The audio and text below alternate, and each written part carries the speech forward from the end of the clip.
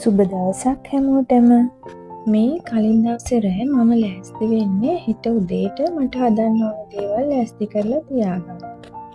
උදේ පාන්දර නැගිටලා වැඩට යන්න කලින් හොයාගන්න නිසා ඒවට අවශ්‍ය කරන දේවල් මම පිළිවෙලකට මේ විදිහට ලෑස්ති කරලා තියෙනවා. මෙහෙම හදලා තියාගත්තාම උදේට අඩු කාලයකින් හොයාගන්න පුළුවන්. නැත්තම් උදේට හරිම කලබලයිනේ. මං නම් පාන්දර 7 වෙනකොට ගෙදරින් පිටත් වෙලා තියෙනවා. ඒක නිසා මට ටික කාලයයි තියෙන්නේ හොයාගන්න. ඒක නිසා ඉතින් මෙහෙම කරලා තිබ්බහම මට නම් හරිම ලේසි. හාල් මස්ස බැදුමක් හදලා කියලා හිතපු නිසා අවශ්‍ය ප්‍රමාණයට හාල් මස්ස ටික අරගෙන ඒ ටික හොඳට සුද්ධ කරලා හොදලා අරගෙන මෙන්න මේ වගේ කන්ටේනර් එකකට මම දාගන්නවා. දැන් ඒකට අවශ්‍ය ඉතුරු දේවල් ප්ලාස්ටික් කරගන්න හදන්නේ. මම මේකට මාළු මිරිස් කරලක් දාගන්නවා. තව ලුණු ගෙඩියක් හොඳට හොදලා සුද්ධ කරලා ලුණු මම කපලා තියන්නේ නැහැ. ලුණු ගෙඩිය පිටින් හොදලා මේ බොක්ස් එකකින් තියලා තියාගන්න. තව කරපිංචා රම්පේ මට තිබුණ නැහැ.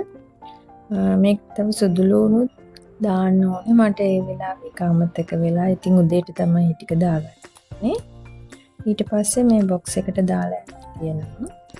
ඊළඟට මම හිතුවේ වට්ටක්ක එකක් හදාගන්නවා කියලා. ඒකටත් මෙහෙම අවශ්‍ය දේවල් ටික මම ඔක්කොම කපන්න පුළුවන් දේවල් ටික අරගෙන කපලා මේ ලුණු නම් කපලා තියන්නේ නැහැ. ලුණු මේ විදිහට කෑලි දෙකක් තියලා කරපිංචා මිරිස් කපලා දාලා බොක්ස් එක මේ විදිහට හදාගන්න. මේ තියෙන්නේ මම හදාගත්ත බොක්සස් දෙක. දැන් තියෙන්නේ මේ ටික මට උදේට ලේසියෙන් හොයාගන්න.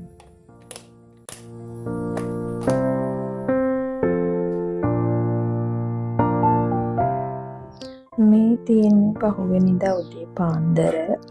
මුලින්ම මම කරන්නේ හාල් ටිකක් හොදලා ඒක ඉදෙන්න තියලා එක. එතකොට ඒක ඉදෙන වෙලාවේ මට අනිත් කරිස් දෙක හදාගන්න වෙලාව තියෙනවා.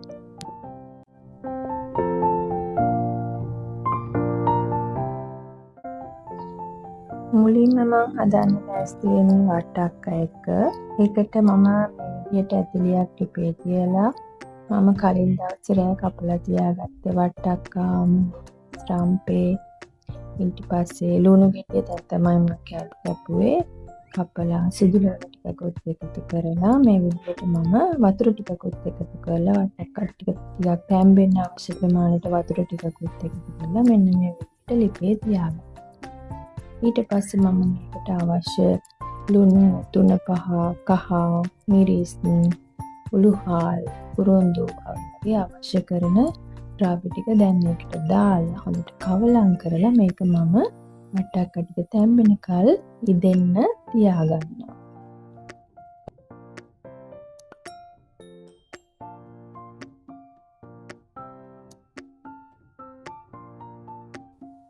දැන් මම මේ ලෑස්ති වෙන්නේ වට්ටක්ක කරියකට දාගන්න පොල් ටිකක් වැද ගන්න.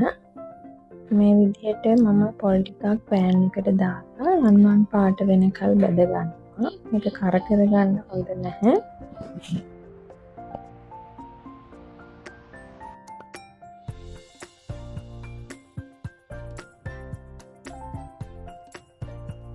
දැන් මේක අවශ්‍ය ප්‍රමාණයට බැදලා තියෙන්නේ. මම බැදගත්ත පොල් ටික දැන් ග්‍රයින්ඩර් එකේ පොඩි කප් එක අරගෙන ඒකට දාගන්නවා.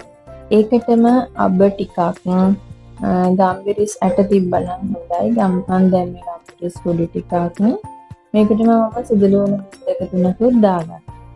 දාලා මේක හොඳට බ්ලෙන්ඩ් කරලා පේස්ට් එකක් විදිහට හදාගන්න ඕනේ.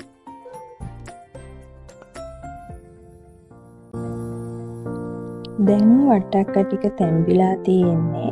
මේ වෙලාවේ මම අර ග්‍රයින්ඩ් කරගත්ත පේස්ට් එක වට්ටක්ක එකට එකතු කරගන්න.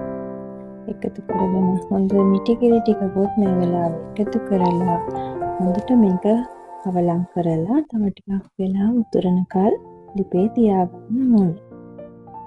ඊළඟට මම හාල් මස්ස එක තෙල් දාගන්න හදන්නේ. ඒකට මම අනිත් ලිපේ තාච්චියක් ලිපේ තියලා අවශ්‍ය ප්‍රමාණයට තෙල් ටිකක් දාලා දැන් තෙල් ටික රත් වෙන්න තියලා තියෙන්නේ.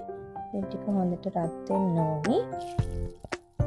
තෙල් ටික හොඳට රත් වෙලා තියෙන දැන් මම ඒකට එකතු කරනවා මම ඊයේ දෙක කරලා හොදලා තියාගත්ත හාල් මැස්ස ටික සුදු ලුණු බිත් දෙක තුනක් ලුණු ගෙඩිය කපලා ඊට පස්සේ මාළු මිරිස් කරල කරපිංචා ලම්පේ තියනවා ලම්පේ කෑල්ලකුත් දාලා මේක හොඳට බැදෙන්න ඉඩ අරිනවා මේ වෙලාවේදී මම වට්ටක් එකක් පොඩ්ඩක් බලා ගන්නවා මොකද කිරි ටික කැටි ගහන්න පුළුවන් උකු මිටි කිරි දාපු නිසා දැන් මං හාල් මැස්ස එකට අවශ්‍ය 3-5 ටික තමයි දාගත්තේ ලුණු ටිකක් කහ ටිකක් මම 3-5 චුට්ටකුත් දාගන්නවා